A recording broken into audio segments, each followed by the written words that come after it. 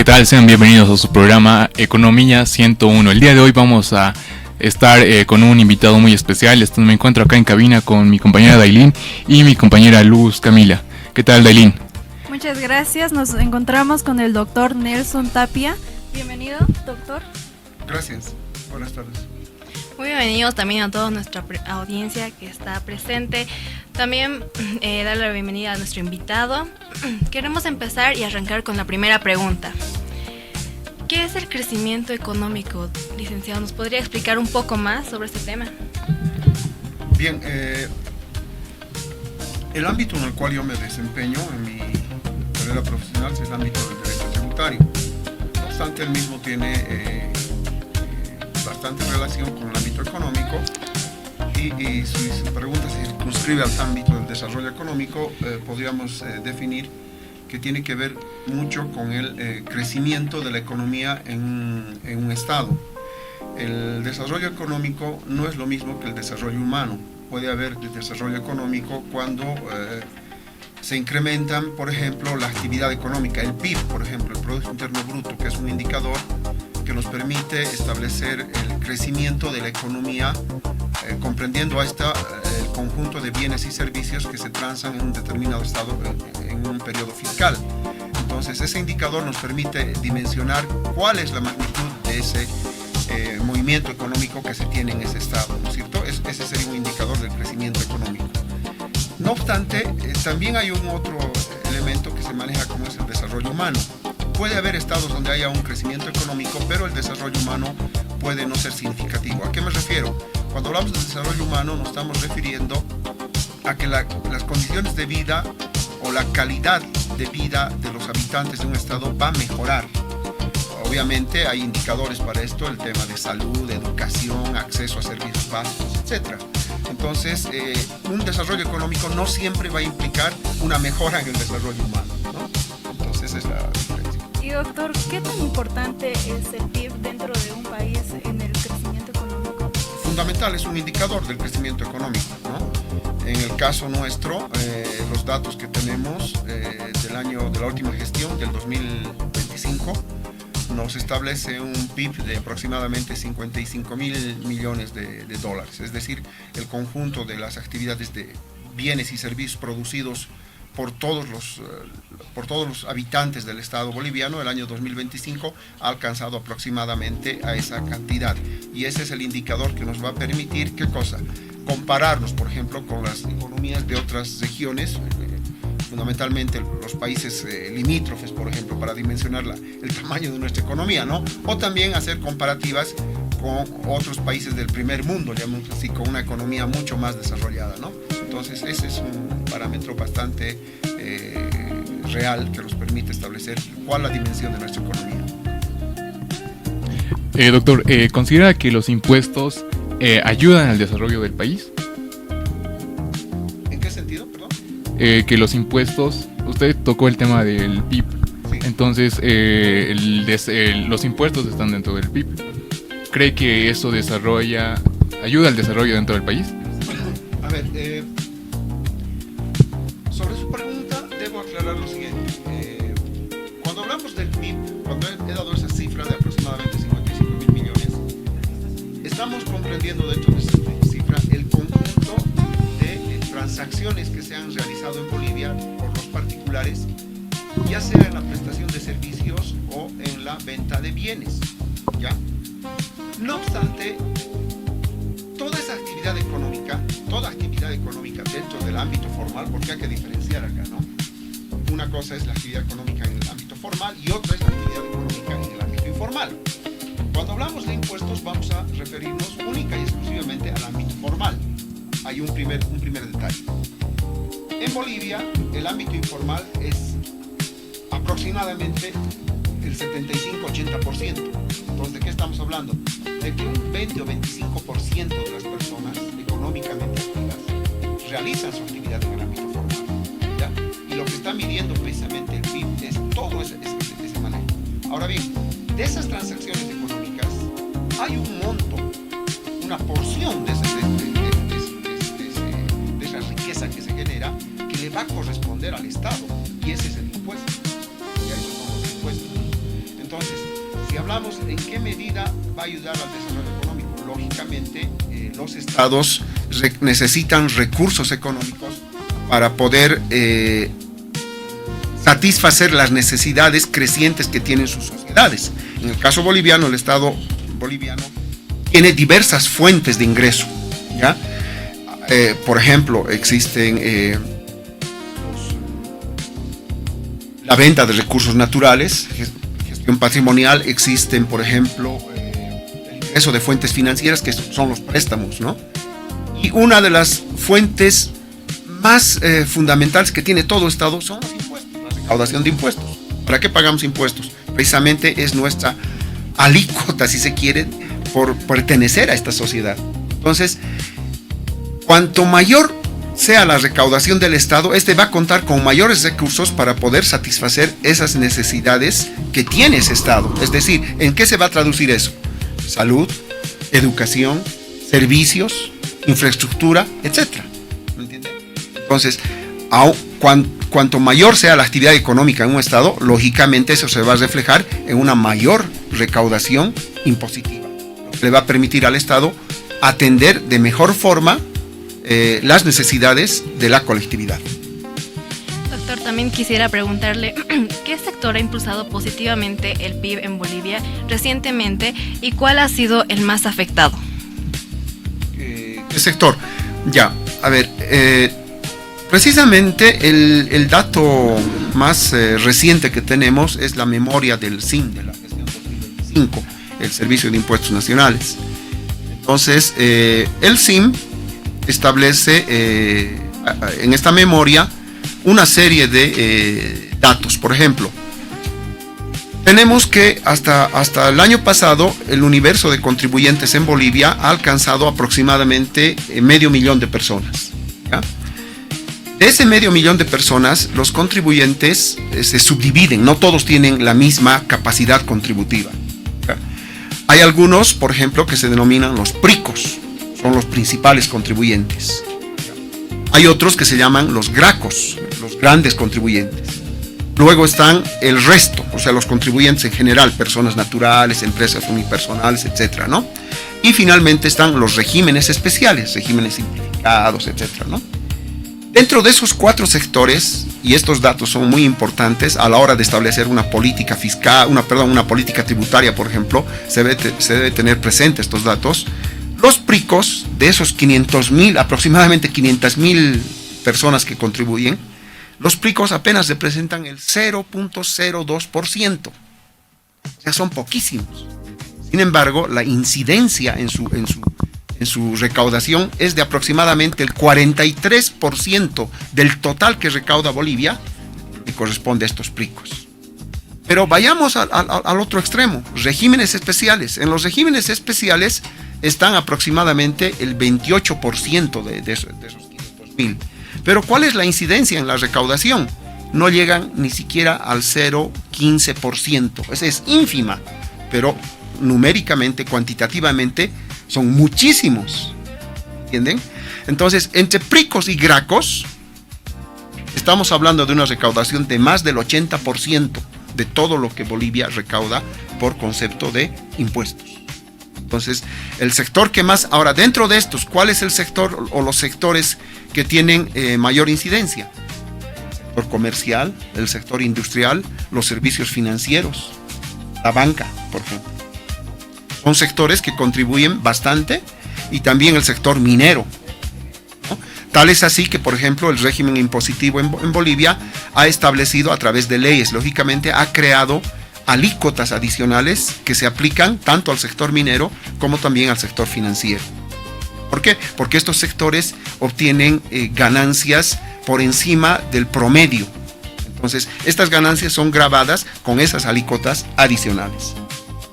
Y doctor, ¿cómo puede el derecho tributario equilibrar la necesidad del Estado en cuestión de recaudar dinero sin ahuyentar la inversión privada?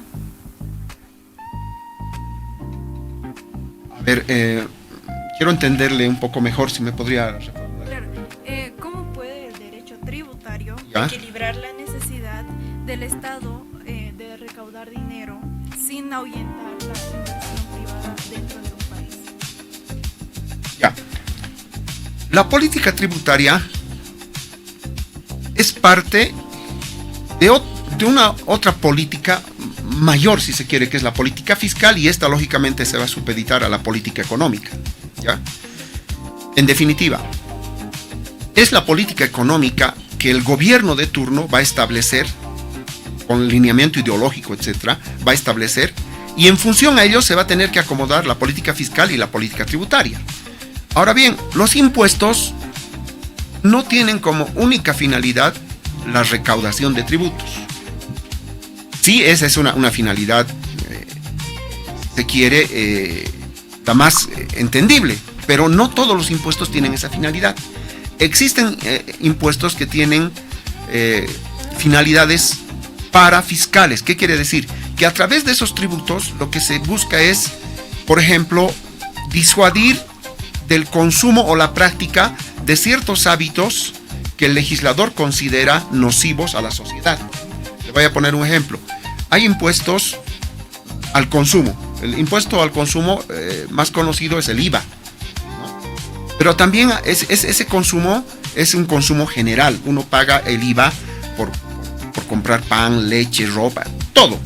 Pero hay otros impuestos como el ICE, que es un impuesto al consumo específico. ¿Qué significa esto? Que ciertos bienes o ciertos servicios van a tener una alícuota mayor, van a resultar más caros. ¿Por qué?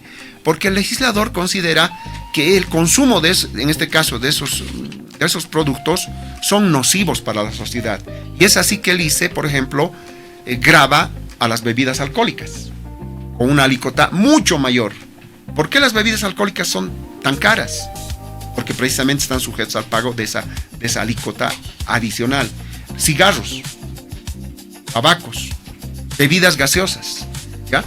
Y acá lo que se busca al incrementar esas alícuotas no es recaudar más, sino lo que se busca es disuadir del consumo o la práctica de estos hábitos que el legislador considera nocivos.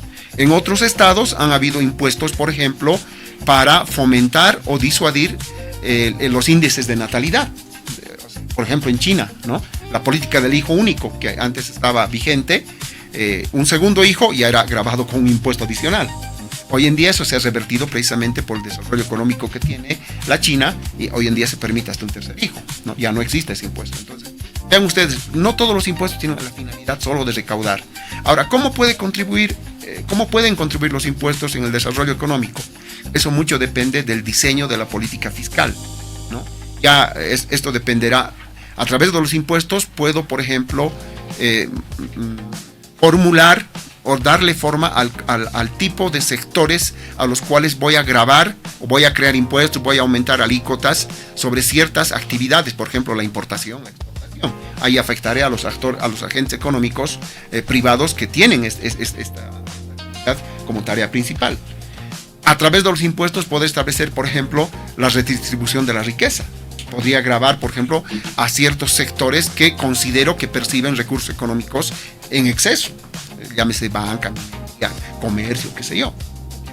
Entonces, el tema tributario va a ser una herramienta de la política fiscal y fundamentalmente de la política económica, que es la instancia en la cual se van a definir cuáles van a ser las finalidades a las cuales se va a sujetar un determinado.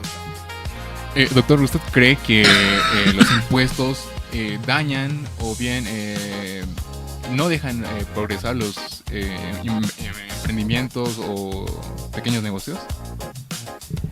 Depende, ¿ya? Porque no todos los impuestos van a gravar a todo tipo de actividad comercial. ¿Ya? Hay diversos tipos de impuestos. Hay impuestos que recaen sobre el consumo, impuestos que recaen sobre la propiedad, hay impuestos que recaen sobre la renta, ¿no? Entonces, más que los impuestos, tendríamos que ver cuán dificultoso hace que un agente económico pueda emprender alguna actividad económica. Porque para poder, el caso de los emprendedores, para poder iniciar una actividad económica, su dificultad no solo va a radicar con el tema del Servicio de Impuestos Nacionales. Ya tiene que registrarse en el Ministerio de Trabajo, de empresa, las alcaldías. Hay una serie de instancias, una institucionalidad del Estado en diversos niveles, llámese nivel central, nivel departamental o municipal, a los cuales ese agente económico va a tener la necesidad de poder tramitar o ponerse al día, ¿no?, en esas entidades. Entonces, el tema impositivo es uno más del vasto universo de obligaciones a las cuales se va a tener que enfrentar el agente económico, en este caso el emprendedor, ¿no? Y si se quiere, lógicamente, fomentar esa actividad, tendrán que modificarse no solamente el tema impositivo, sino también otros ámbitos, ¿no?, regulatorios, y en el ámbito impositivo se tendrá que facilitar o permitir, por ejemplo, que ese agente económico no tenga dificultades a la hora de pagar sus impuestos. Y hay ejemplos de estos recientes que leyes, por ejemplo la ley de alivio tributario, que tiene esa finalidad, ¿no?, de reactivar la economía y facilitarle las cosas al contribuyente. Muchas gracias, doctor. Ahora podemos ir a una nota que nos los hizo nuestra periodista Yara Aparicio. Hoy vamos a hablar sobre el crecimiento económico en la universidad. ¿Cuál es su opinión? Nos encontramos acá con el director de carrera de Ingeniería Comercial. ¿Cuál es su nombre? Alejandro Soruco. Bueno, vamos a hablar sobre la situación económica actual y el crecimiento económico en Bolivia. Bueno, primero, ¿cómo evalúa la situación actual del crecimiento económico y el desarrollo en Bolivia? Bueno, últimamente y gracias a los conflictos y la coyuntura nacional por la que hemos atravesado, podríamos decir que vamos a atravesar un estado de crisis profundo en los próximos meses y tal vez años, ya que se podría antelar que estamos ante una recesión debido a que no ha habido mucho movimiento económico, lo que obviamente afecta al crecimiento que podamos tener. Claro, y ahora como estamos en una universidad, ¿usted qué papel cree que desempeñan las universidades en el crecimiento económico actual en Bolivia? Las universidades, principalmente desde la Facultad de Ciencias Económicas, aportamos a la creación de ideas y a fomentar el aprovechamiento de oportunidades. Entonces, desde las universidades nosotros tenemos el rol fundamental de ser actores económicos principales y hacer que esta economía se empiece a mover y empiece a crear más y mejores oportunidades para todos los ciudadanos. Claro, ¿y cómo los estudiantes y futuros profesionales en Bolivia pueden contribuir a este desarrollo económico? Primero formándose en habilidades duras, como las que formamos en las universidades, pero sobre todo en habilidades blandas y de correlación social, es decir, poder comunicarse efectivamente, tener creatividad, innovación. En ese sentido, nuestros estudiantes se van formando cada vez con la oportunidad de crear mejores espacios laborales, de emprendimiento y bueno, los estudiantes ahorita tendrían que estar tan capacitados para enfrentar esos desafíos tanto en el emprendedurismo como en los roles laborales que pueden hacer falta. Claro que sí. Y hablando sobre los sectores más o menos, ¿qué áreas económicas o sectores pueden tener mayores oportunidades en crecimiento para Bolivia en los próximos años? Si nos vamos tal vez a una oportunidad clara, nuestro país es un país netamente productor de materias primas. Es un sector que ahorita está estancado. La mayoría de las personas cuando quieren abrir un negocio van a ese sector, ¿no?, que quieren aprovechar esas fortalezas que tenemos. En ese sentido, nuestros profesionales deberían enfocarse más en el sector de los servicios. Como podemos ver aquí en nuestra población de la ciudad de La Paz, nosotros vivimos tanto del comercio como de los servicios. Entonces, las innovaciones en plano de servicios para tanto locales como internacionales y de las oportunidades de comercio que tenemos deberían ser los sectores en los que deberíamos profundizar y desarrollar mejores estrategias. Así es. Muchas gracias por la entrevista, querido director de carrera. Muchas gracias a ustedes, que les vaya muy bien. Y esta fue la respuesta del director de carrera de Ingeniería Comercial sobre el crecimiento económico en la universidad. ¿Qué opina usted? Muchísimas gracias, Yara.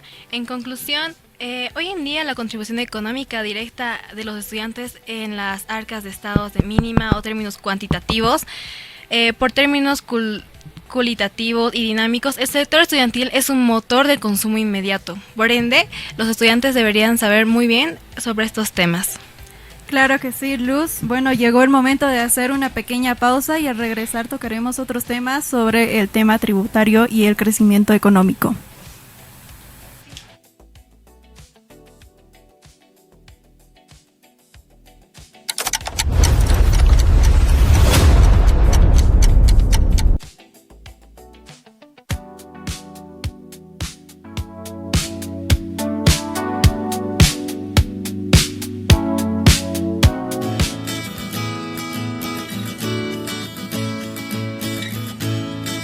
¿Cómo hacer una grulla de papel? Estos son los pasos para hacer una grulla de papel. Paso 1. Doblar la esquina superior hacia la esquina inferior contraria. Debes marcar el doblez y repetir el paso con el otro lado.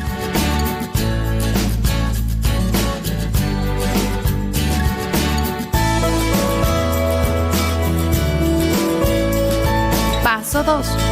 Ahora da la vuelta a la hoja y dobla por la mitad. Recuerda marcar bien el doblez. A continuación, abres el papel y vuelves a doblar por la mitad desde el lado opuesto. Paso 3. Luego dobla el papel hacia el centro y hacia abajo. De esta forma obtendrás un cuadrado más pequeño. Paso 4. Observa la parte de la figura donde se puede abrir. Toma esa punta y dobla hacia el centro del cuadrado, formando un triángulo de base larga. Haz lo mismo con la otra punta del triángulo. Paso 5. Enseguida, da la vuelta al cuadrado y repite los mismos pasos, de modo que sea igual en ambos lados.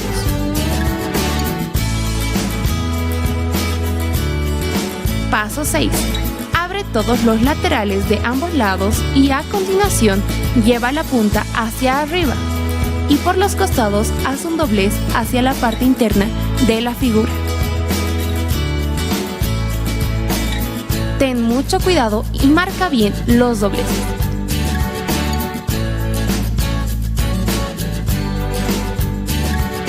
Repite lo mismo en la otra cara de la figura.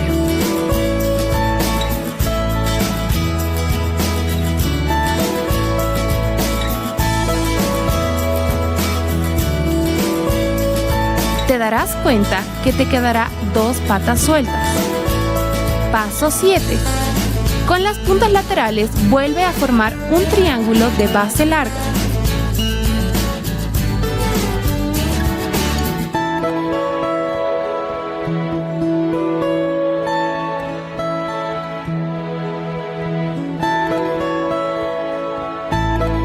Realiza el mismo paso en ambas caras de la figura.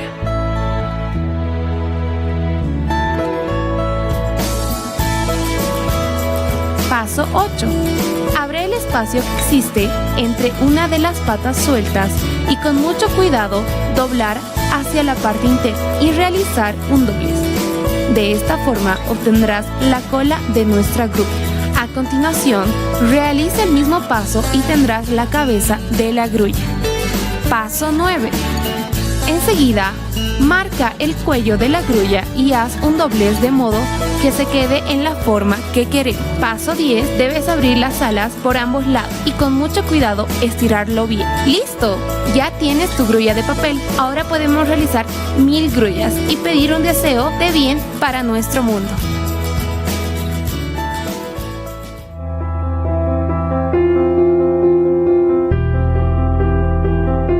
Cuando sea grande voy a ser un astronauta que viaja por la luna, caminar por el espacio y conocer las estrellas. Voy a volar en mi cohete, atrapar muchos extraterrestres y conquistar el universo. ¿Crees que pueda?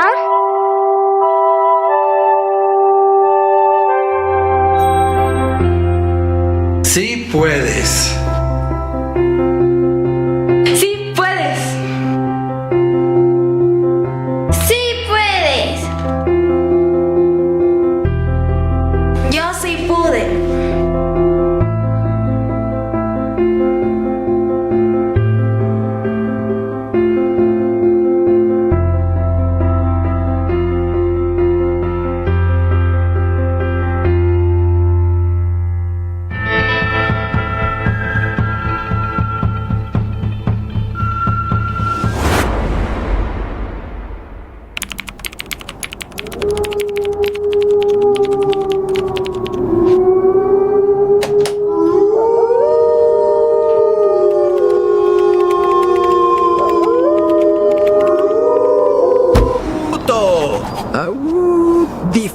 Autóctono.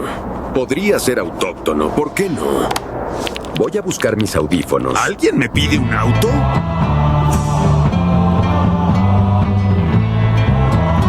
Y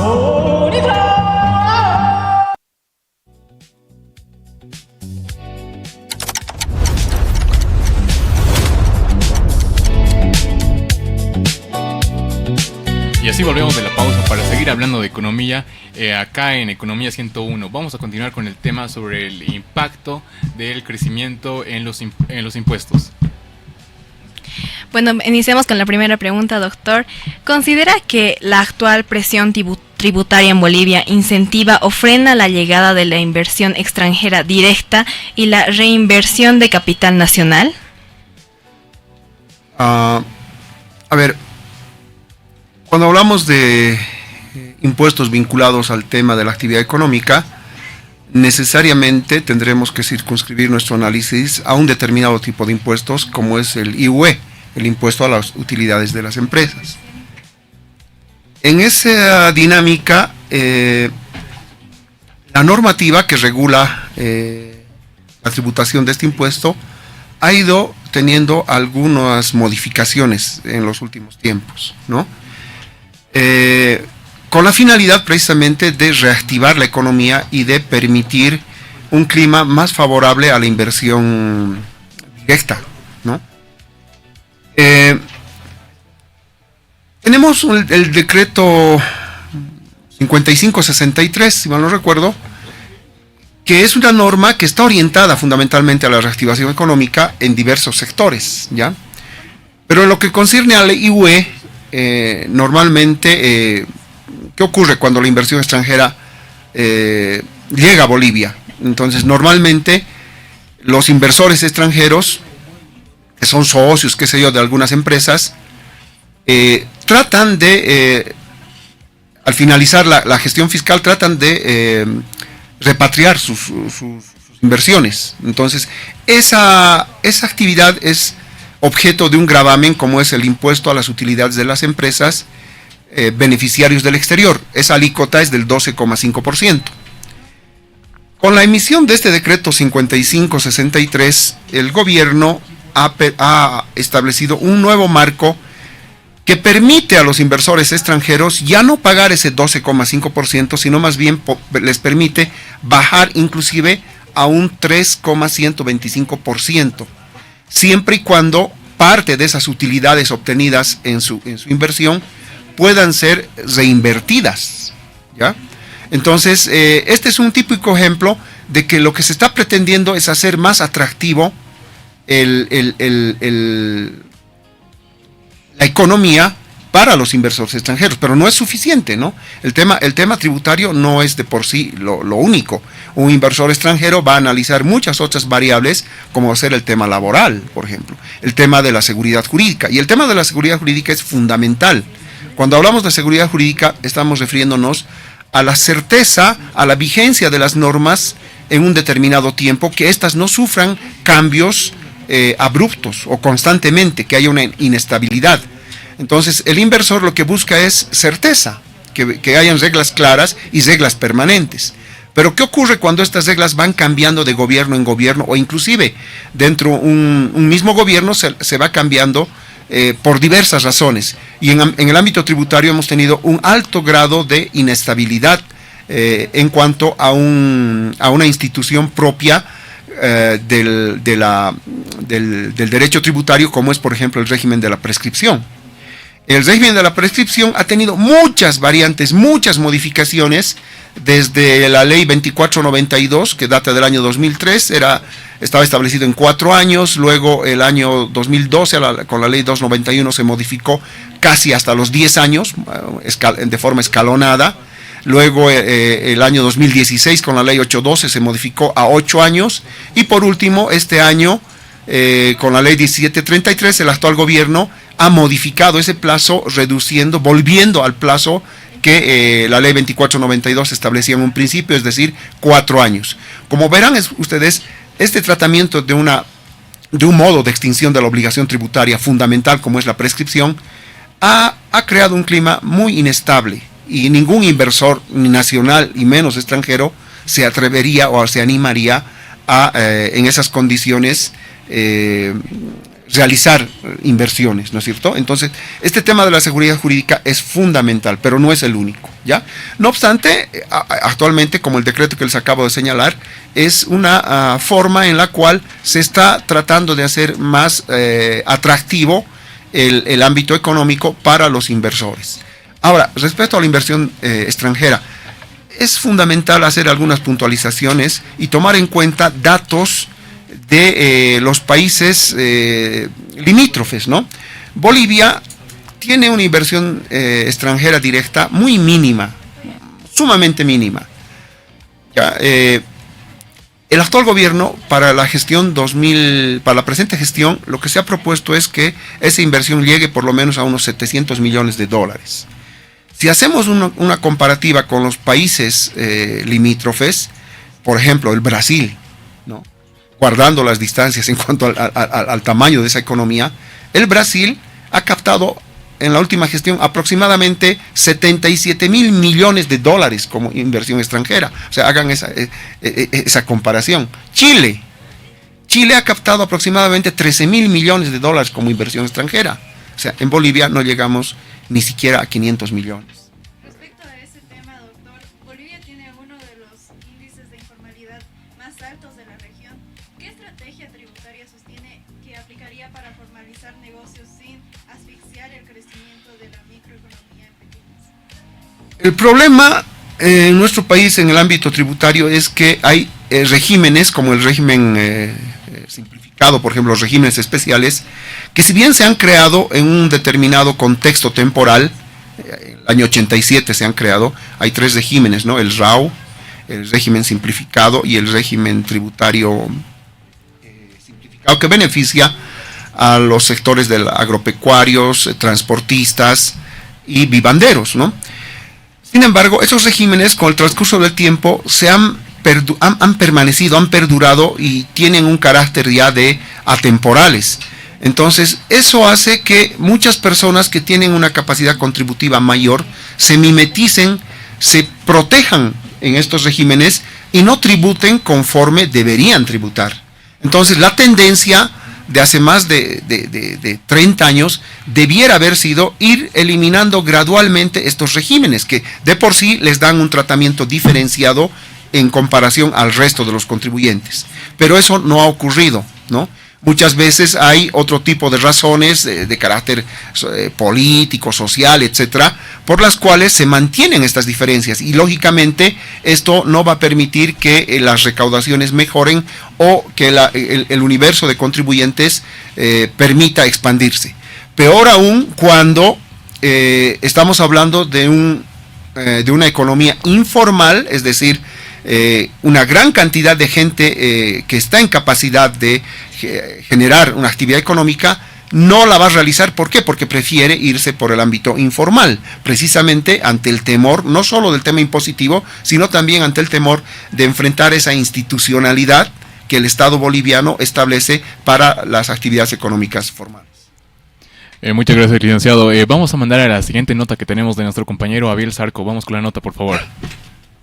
Entramos a instalaciones del Instituto Americano para preguntar acerca si vale la pena invertir sobre el estudio o en este caso si el dinero ya llega a alcanzar para poder hacer esta inversión. Claro, es algo natural, ¿no? Uno para superarse a estudiar y no queda otra que invertir los estudios de nuestros hijos. Y bueno, hablando sobre la economía, ¿esta inversión le alcanza actualmente?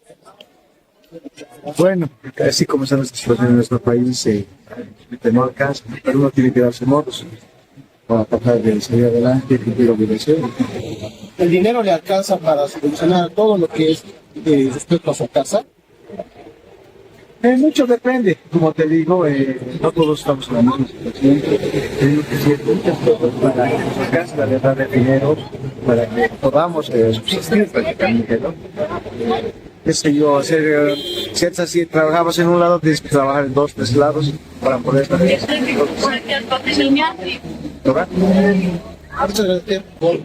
Lastimosamente estamos en Bolivia donde persisten siempre los problemas, ¿no? Donde hay sectores, tal vez como Últimamente hay una clase alta, clase baja.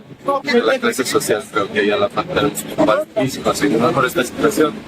Pero cada quien da sus modos para discutir. Tenemos que, como te dije al principio, tenemos que invertir en nuestro estudio para que no lo podamos hacer. Tenemos que ser tal vez los carros donde sea. ¿Su economía actualmente le alcanza para poder solucionar todos los aspectos a su casa? A Dios gracias, sí, tenemos.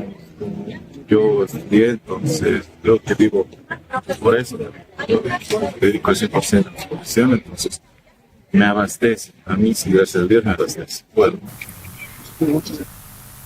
Bueno, como vimos en la nota periodística de nuestro compañero, el crecimiento económico es bastante importante para las familias, ya que afecta en la vida cotidiana de cada persona, en la canasta familiar, en la salud y educación, ¿no, Luz?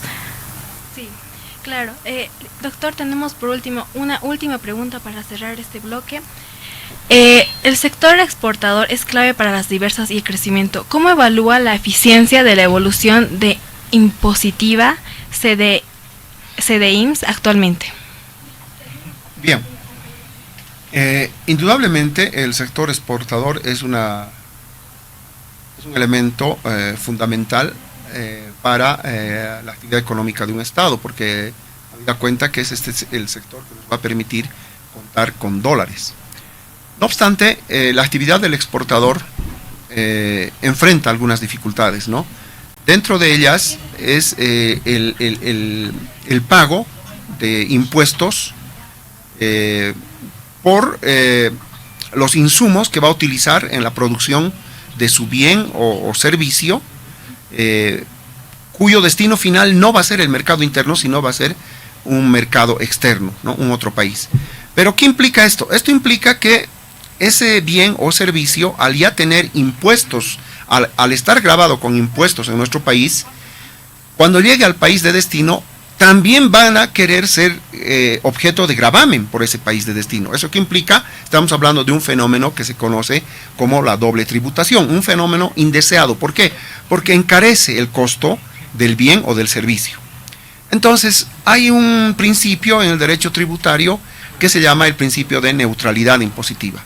Esto hace ¿qué cosa? Que los estados suscriban acuerdos, convenios para eliminar ese fenómeno indeseable, ¿no? Esa doble tributación. En el caso boliviano, los exportadores tienen un tratamiento diferenciado por parte de la administración tributaria, como es las devoluciones impositivas que se dan a través de los CDIMS, los certificados de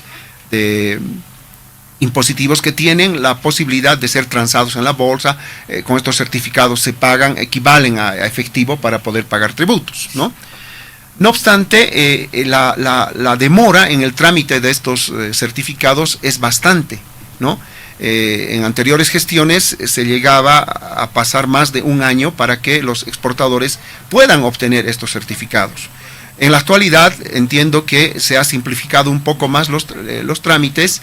El exportador tiene un plazo de 6 meses después de haberse producido el fenómeno de la exportación para poder solicitar a la administración tributaria la devolución en estos CDIMS de los montos que correspondieran como pago de impuestos en cuanto a sus servicios o bienes dentro del territorio nacional. Entonces la administración tributaria, ¿qué va a hacer?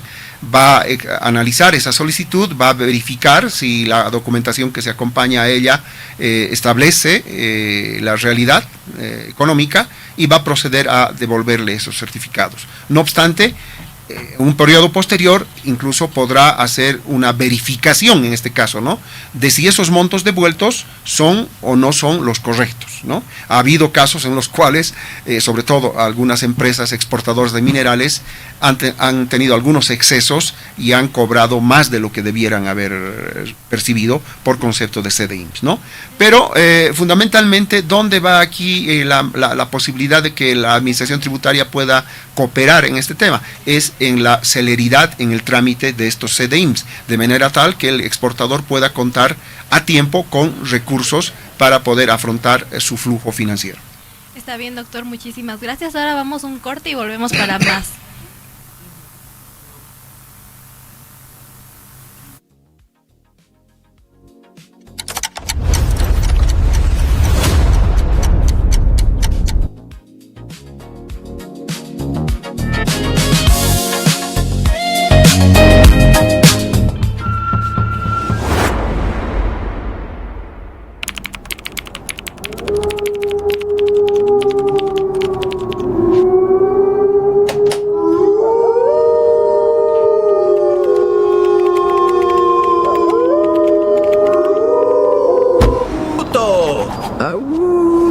Dífono, autóctono. Podría ser autóctono, ¿por qué no? Voy a buscar mis audífonos. ¿Alguien me pide un auto?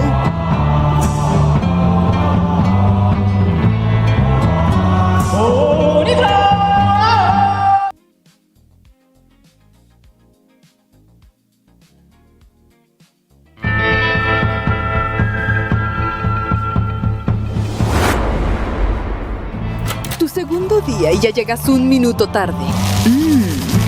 Sabor a novato. Como la más antigua aquí. A mí no me engaña una camisita planchada. ¿Qué tocas? ¿Qué tocas? ¿Qué haces que no estás en tu escritorio? Te acabo de mandar un mail. Y por las dudas, le voy a mandar un mensaje avisándole que le mandé un mail. ¿Terminaste el informe? ¿Te lo aprobó alguien? ¿A quién le escribes? ¡Ay! Me enrosqué otra vez.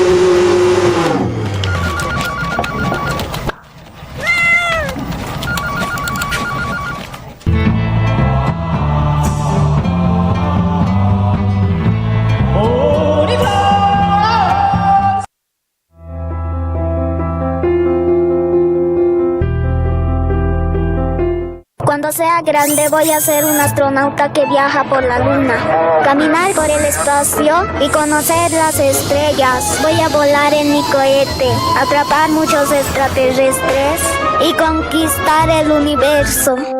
¿Crees que pueda?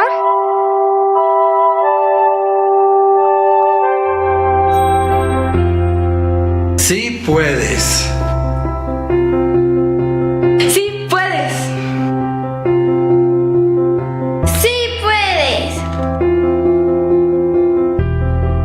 Yo sí pude.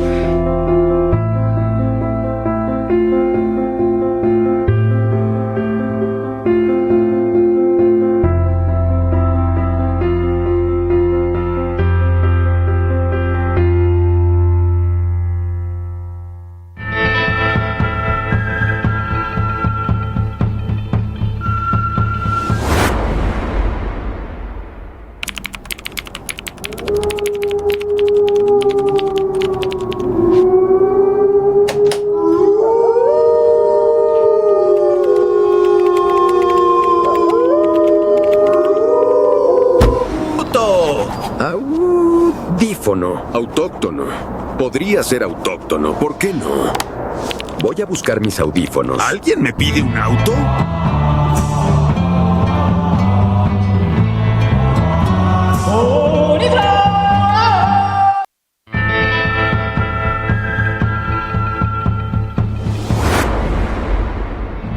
Tu segundo día y ya llegas un minuto tarde. Sabor a novato. Como la más antigua aquí. A mí no me engaña una camisita planchada. ¿Qué tocas? ¿Qué tocas? ¿Qué haces que no estás en tu escritorio? Te acabo de mandar un mail. Y por las dudas, le voy a mandar un mensaje avisándole que le mandé un mail. ¿Terminaste el informe? ¿Te lo aprobó alguien? ¿A quién le escribes? ¡Ay! Me enrosqué otra vez.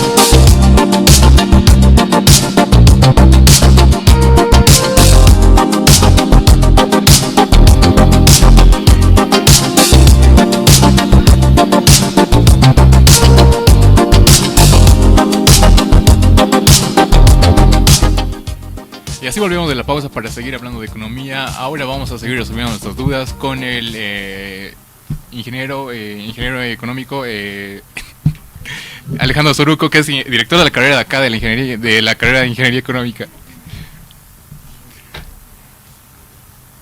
Muy buenas tardes, muchas gracias por la invitación. Mi nombre es Alejandro Soruco, soy director de carrera de la carrera de Ingeniería Comercial. Bienvenido, director de la carrera de Ingeniería Comercial, Alejandro Soruco. Preguntarle, ¿nos podría explicar un poco mejor el concepto del PIB, el Producto Interno Bruto, cómo funciona y qué beneficios tiene? Bueno, el PIB, el PIB es un índice que se maneja a nivel nacional, que calcula, vamos a decir en términos muy superficiales y simplificados, como las utilidades de la producción que se está generando en nuestro país, lo cual tiene una incidencia en nuestro nivel de vida. Bueno, licenciado, también quisiéramos preguntarle, ¿considera que la actual presión tributaria en Bolivia incentiva o frena la llegada de inversión extranjera directa y la reinversión de capital nacional?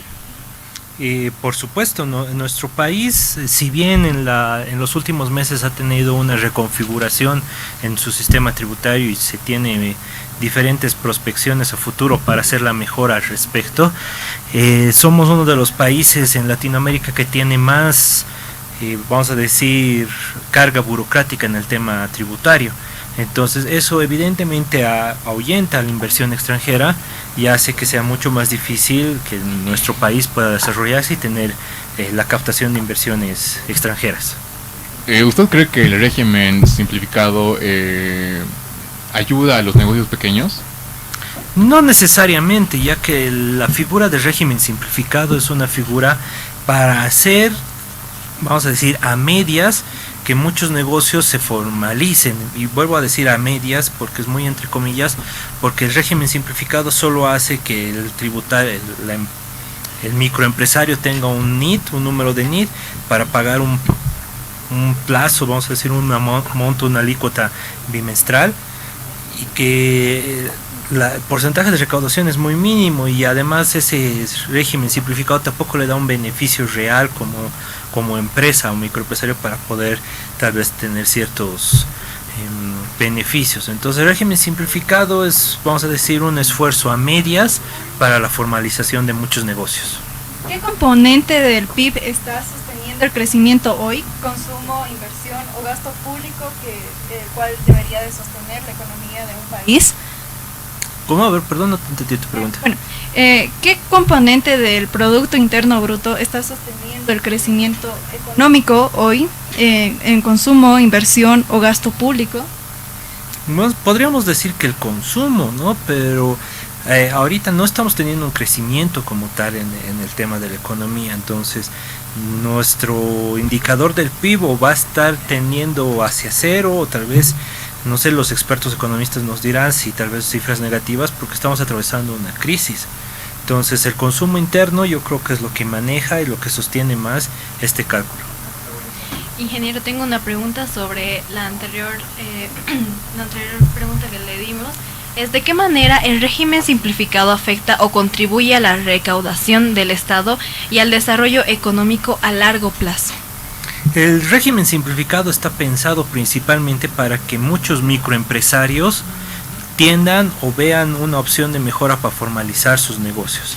Es una opción para que principalmente empresarios, vamos a decir artesanos, vivanderos, tengan cierto proceso de formalización y puedan acceder a diferentes beneficios a través del Estado, a través de prestaciones de crédito. Sin embargo, al ser un indicador tributario, un número de indicación tributaria que no refleja necesariamente la realidad económica del negocio, limita esta posibilidad de que estos microempresarios se vean realmente beneficiados. Entonces, si bien sirve al Estado para tener cierto índice de recaudación, no te podría decir exactamente cuánto es el monto, eso seguramente está publicado en las memorias de impuestos nacionales, pero para el agente tributario, mejor dicho, para la persona que tributa a través de este número de identificación tributaria, no es un régimen que realmente aporta algunos beneficios. ¿Usted cree que sería una buena idea reducir los impuestos a los negocios pequeños para que estos crezcan más o a los sectores más vulnerables? Por supuesto, bueno, hay que ver, en realidad no es tanto qué impuesto o cuánto hay que disminuir. Lo que en realidad se tendría que pensar es qué se va a hacer con ese dinero, ¿no? Lo que se recauda, a quién va a llegar y a quién va a beneficiar.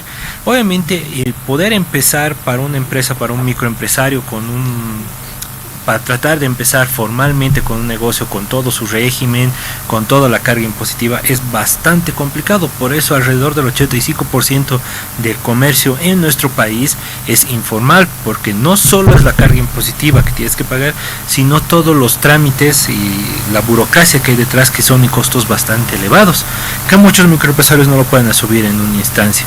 Entonces, si bien teóricamente la reducción de impuestos a corto plazo puede beneficiar la inversión y a muchos microempresarios, habría que trabajar en una reforma más profunda para realmente ver qué beneficios puede obtenerse por el pago de impuestos y a quién beneficia ese pago de impuestos en la sociedad.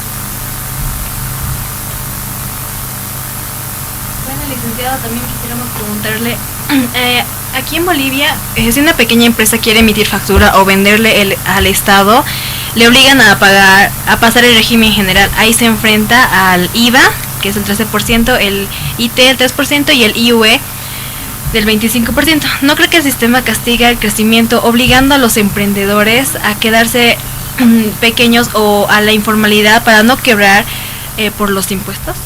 Claro que sí, el sistema, al tratar de entrar a un régimen general y tratar de tener todo en regla, penaliza y dificulta a que nuestros, vamos a decir, microempresarios puedan realmente cubrir con todos sus costos, ¿no?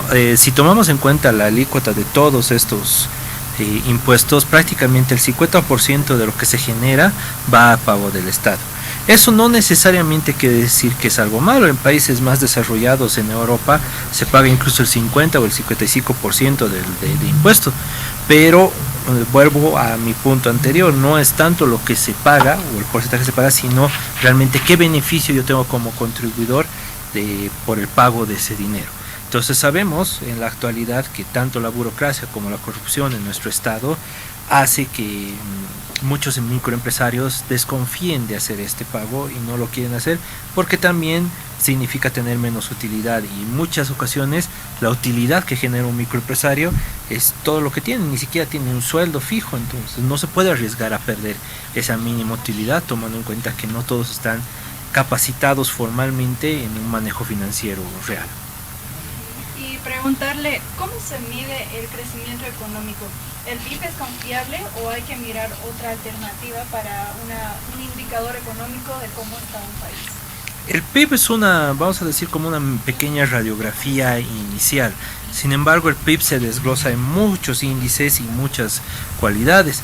También hay que ver el tema de la balanza comercial, la inflación, vamos a decir, el tipo de cambio. Hay muchos indicadores macroeconómicos que determinan el bienestar de la población. Entonces, si bien el PIB es uno de ellos, hay que tener una mirada más amplia y desglosar todas las cifras y ver realmente cómo estamos trabajando como nación o como país.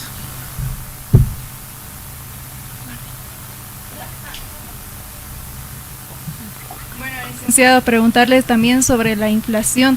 ¿Cómo influye en un país y cómo podría desafectar esto dentro de las familias, ¿no?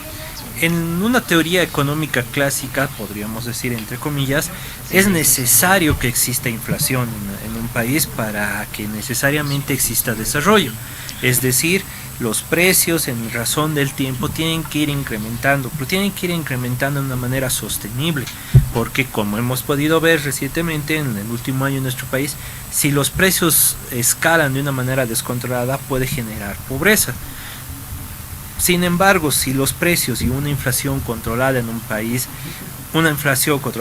puede ayudar al desarrollo, es decir, que las personas se esfuercen más, generen más ingresos, distribuyan y fomenten la economía, porque recordamos que si gastamos más, movemos más el dinero y generamos más recursos en el país, ¿no? Entonces, sí tiene que haber inflación, pero tiene que ser una inflación controlada. Y para eso hay mecanismos económicos, macroeconómicos, de que lo genera tanto el Estado como el Instituto Nacional de Estadística, para tener indicadores de saber si tenemos que subir los precios, no tenemos que subir. Esas son ya decisiones que se generan más dentro del Estado. ¿Qué medidas pueden ayudar al crecimiento del PIB dentro de un país? Primero, fomentar el consumo, ¿no? El consumo interno. Como hemos podido ver, y es un muy buen ejemplo, y la coyuntura que hemos tenido, actualmente hemos pasado recién hemos atravesado y hemos salido de 50 días de bloqueo. En esos 50 días de bloqueo no se ha movido la economía, y recordemos que la economía es el intercambio. Si hay intercambio y movimiento, entonces para que haya ese intercambio, ese movimiento, tiene que haber consumo. Es decir, yo como individuo tengo que tener la libertad de gastar mi dinero en lo que yo vea conveniente. Si no tengo esa libertad, la economía se estanca. La economía es como un río, tiene que haber flujo constante de efectivo para que así todas las personas se vayan beneficiando. Si no, no hay. Entonces el consumo, tenemos que vivir, a riesgo de sonar muy capitalista, en una sociedad donde se fomente el consumo. Bueno, licenciado, quisiera entrar al tema de los dólares. Para la gente común, conseguir dólares en el banco se ha vuelto una misión casi imposible y en las calles están carísimos.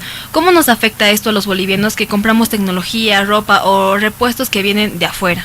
Nos afecta directamente porque estamos comprando cada vez más caro, ¿no? Esto también está limitado por cuestiones burocráticas y sistémicas, en el sentido de que tenemos un precio de tipo de cambio real, que es el 6.96, que está fijado todavía, pero seguramente el gobierno ya lo dijo que íbamos a empezar a tener un tipo de cambio más elevado, pero ya de manera oficial. Entonces ya no va a haber el tipo de cambio oficial y el referencial. Mientras más alto sea el tipo de cambio, obviamente nos afecta porque estamos comprando los productos más caros de lo que debería ser. Y eso hay que sumarle comisiones y gastos administrativos. Entonces, para el consumidor individual, para el consumidor que nosotros compramos, no sé, tu Netflix, tu Spotify, un videojuego en línea, es un gasto significativo porque obviamente lo estamos comprando mucho más caro comparado a niveles de otros países. Mientras más alto es el tipo de cambio, obviamente nos perjudica.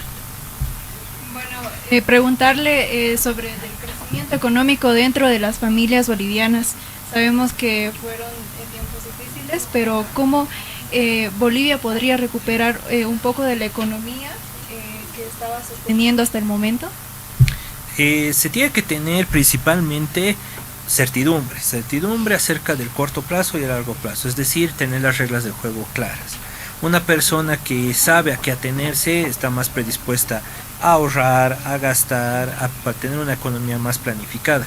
Entonces, si podemos tener certidumbre por parte del gobierno y de todas sus instancias, todos los ciudadanos obviamente van a tener la potestad de poder invertir, ahorrar o gastar su dinero con mayor certidumbre, con mayor ganas, con mayor uso de razón. Entonces, si queremos fomentar una mejora en la economía de todas las familias, lo primero que tenemos que generar es un estado de certidumbre.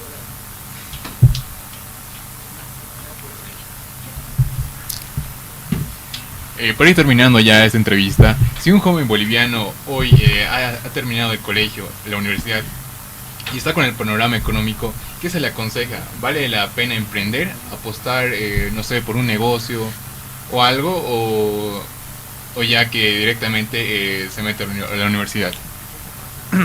El emprender es una suerte también de carácter, no necesariamente va a ser la solución. Obviamente vivimos en un país que es ampliamente emprendedor por necesidad, ni siquiera por gusto. Entonces hay que entender que en el contexto nacional muchas personas emprenden por necesidad porque no les queda otra opción. En ese sentido, a todos los futuros estudiantes que desean ingresar o formarse para su futuro, yo les aconsejaría que primero estudien lo que sea que fuera que les guste, no necesariamente un nivel profesional, puede ser un nivel técnico, y una vez tengan ciertos conocimientos desarrollados, recién empiecen a pensar cuál sería la mejor alternativa, si trabajar, emprender, porque el emprender no solo radica en la opción de tener un dinero, invertirlo y hacerlo mover. Casi el 90% de los emprendimientos que se abren en Bolivia fracasan en sus primeros 2 años. y eso te involucra muchos factores. Entonces, si uno quiere emprender, primero tiene que saber. Mi consejo es primero fórmense, aprendan, nuevamente lo repito, en lo que sea que fuere, y una vez que tengas ciertos conocimientos, recién te puedes animar a emprender. Bueno, nos vamos con mucho que pensar. La economía de Bolivia está en las manos de los jóvenes de hoy en día. Muchísimas gracias, director, por esta entrevista, y también a nuestros compañeros Marvin y Dailin y a las personas que nos están viendo. Muchísimas gracias. Hasta un próximo programa. Gracias.